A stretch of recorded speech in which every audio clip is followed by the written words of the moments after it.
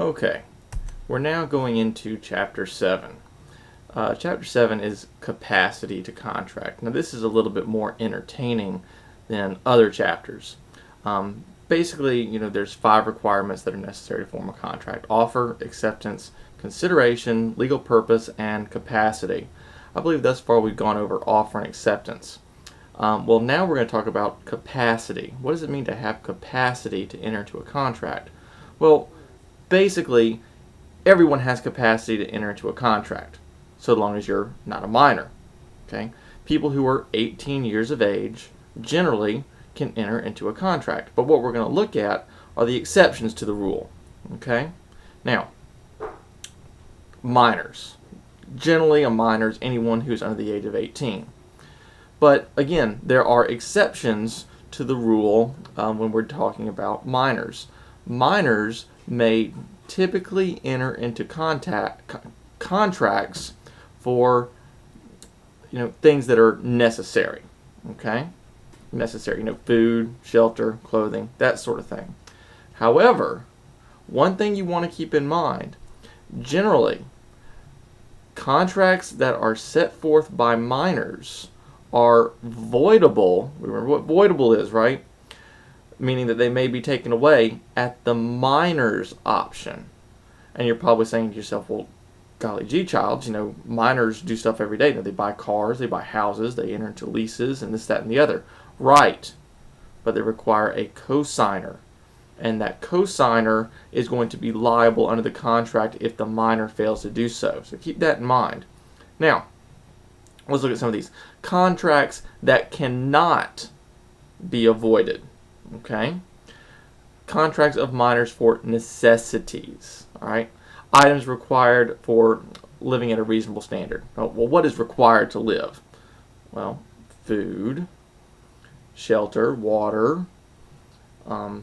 Is a car a necessity? Yes, for those of you that are young, I understand a car is a necessity. When I was 16, it was very necessary, but generally not a car. But, yeah. Disaffirmance. This is repudiation of a voidable contract, right? Ratification is adult indicating a contract made while a minor is binding. Okay, now check this out. You, as a minor, go out and you contract to buy a car. Okay? You're a minor. It is voidable at your discretion. Okay? When you reach the age of 18, you continue to make payments on your car. You continue to drive your car. You continue to act as if the contract is good. You have ratified that contract, meaning that you have made the intention to stay within the terms of that contract. Okay? It is no longer a voidable contract. It's a good contract. Okay? Minors' business contracts. Business or employment contracts cannot be set aside. Okay? So you enter into a business contract as a minor. Typically, these cannot be set aside. Other enforceable contracts, and I'm not very happy about these, but student loans.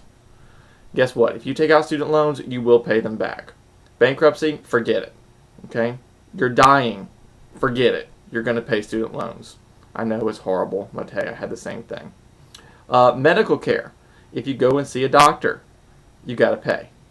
Bank accounts. If you have a bank account and something happens with that account, it's still a good contract. All right. Now, contracting safely with minors. All right. Now, don't think like a minor anymore. Now think about a business owner. You are now the car dealership that wants to sell the car to the minor. All right. Now, what you're going to want to do is have a person who is not a minor co-sign on that loan. Okay. So the person's parent, the person's grandparent, the person's older brother, whoever.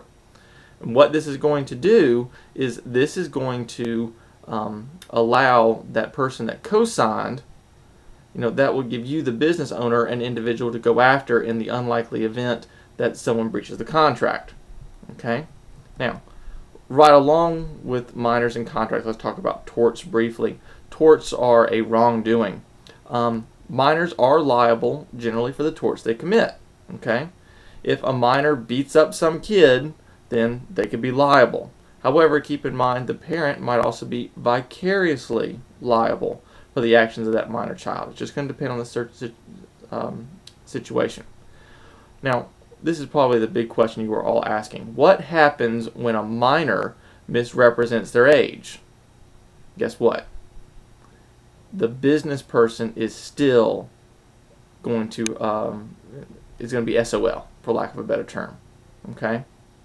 I have only read one case where a minor was lying about their age, where the other party prevailed, and that was a case from the 1960s. So generally what's going to happen, even if a minor lies about their age, the business owner is still going to, be subject to that contract, but it's going to be voidable at the minor's request.